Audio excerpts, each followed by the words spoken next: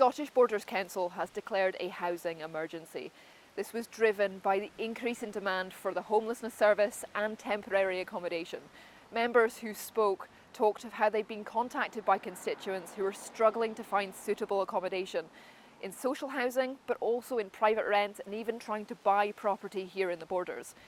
Now, Scottish Borders Council is not the first council in Scotland to declare a housing emergency, but members were keen to know what difference declaring this would make and what action would follow. We all need a roof over our head, and the Borders is no different from the rest of Scotland in struggling to meet housing demand. So they've declared a housing emergency. But what does that mean? And we realise we are in a position where it isn't just a crisis, it is an emergency. But what declaring an emergency does, it gives us that focus on these priorities, and it makes us actually leap into action a little bit more. It won't happen overnight, it won't happen next week, it won't happen next month, but a continued focus on it means that something will happen. I can't give you firm deadlines, but something will happen, and that's the important thing. We have a focus on it now, a real emergency focus on it. That means all hands on deck. Just a few weeks ago, the Scottish Government also declared a national housing emergency. But this is not a sudden development, either here in the Borders or across Scotland. It's been developing for years. The Scottish Borders housing emergency has been growing for the last decade or more. It's the consequence of failed investment, wrong choices made over many years. But now the opportunity is to acknowledge that they are denied these powers, they are denied the ability to make the changes, and the Scottish Government and the UK Government must listen. This declaration is followed by an action plan, but not an injection of cash. The problem is a lack of supply, but fixing that is not easy.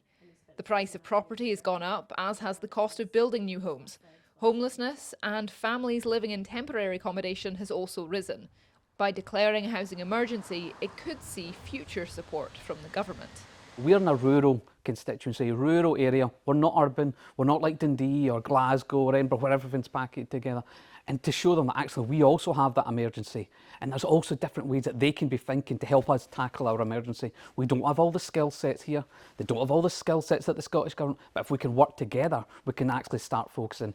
It's come to a breaking point, one felt across the UK, not just the Borders. But the real test of a housing emergency is whether you're prepared to take emergency action. That does mean taking some difficult choices to move money from areas where it's maybe nice to have and putting it into the housing system to avoid the harm that's being experienced by people. So by declaring they take the first step, the test is whether they will follow through with delivery. Housing is a vital issue, but one where there's no end in sight for the people struggling to find a suitable place to live.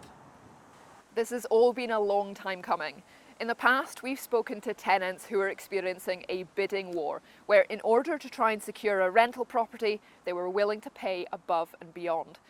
Last year, we also spoke to estate agents. Cullen Kilshaw told us that for 2 properties in Galashiels, they had 147 inquiries and were on average getting 40 viewings per inquiry as well. Today in the council, we heard from the homelessness service and how there's been a rise in demand for its services as well. But this all adds up to one thing. Scottish Borders Council is experiencing a housing crisis, and there's no easy fix.